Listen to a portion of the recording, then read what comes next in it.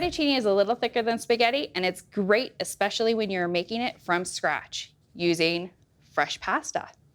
So you want to make sure that your pasta is a little bit drier.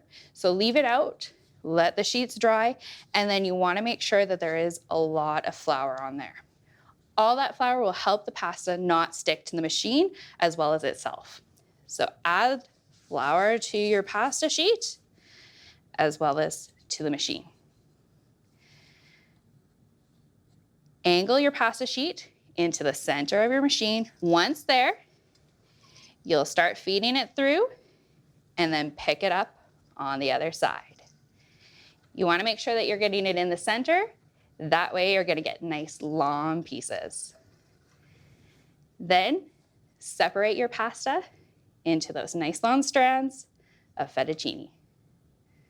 You can add more flour and nest up your pasta to either put it into boiling water to enjoy now, or put it into the freezer to have for another day. If you don't have a machine like this, what you can use instead is something like a pizza wheel or a knife and your kitchen ruler.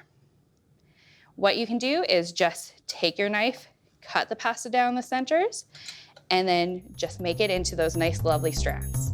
For more information, give us a call or visit our website.